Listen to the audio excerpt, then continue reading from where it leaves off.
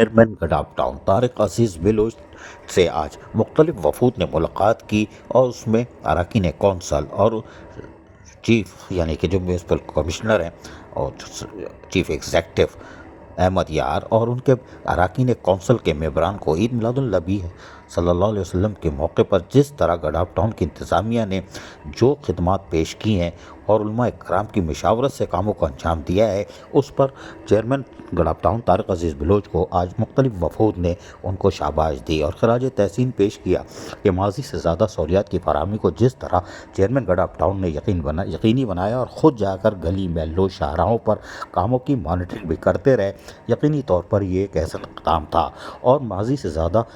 سہولتوں کی فراہمی کو ضرور یقینی بنایا۔ جلوس کی گزرگاہوں ہوں یا مساجد یا دیگر اطراف میں جہاں صفائی ستھرائی کے کاموں کو بر وقت انجام دینا ضروری سمجھا، اس کی کاموں کی خود مانیٹرنگ کرتے رہے اور یہی نہیں، مانیٹرنگ کرنے کے ساتھ ساتھ مساجدوں اور جلوس کی گزرگاہوں پر اسٹریٹ لائٹ کی تعمیر و مرمت کے کاموں کو بھی یقینی بنایا اور یقینی طور پر ان کے افسران، خاص طور پر ڈائریکٹر سینیٹیشن اشرف بلوچ، ڈپٹی ڈائریکٹر سینیٹیشن افضل لغاری جہاں کاموں میں مصروف رہے، وہیں سپرنٹینڈنگ انجینئر ایم این ڈی نور علی جمالی اور وسیم آرائی نے اسٹریٹ لائٹ کی مرمت اور تبدیلی کا کام بہتر طریقے سے انجام دیا، جبکہ عاشقان رسول صلی اللہ علیہ وسلم کو سہولیات کی فراہمی کے لیے چیئرمین گڈاپ ٹاؤن طارق عزیز بلوچ ہوں یا پھر میونسپل کمشنر احمد یار ہوں یا پھر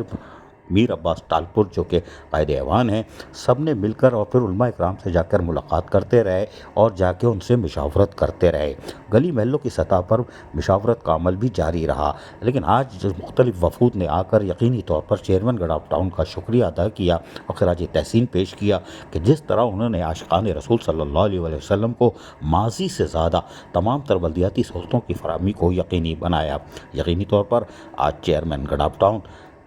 طارق عزیز بلوچ یقیناً مطمئن ہوں گے، اس لیے کہ علماء کرام اور اس کے ساتھ ساتھ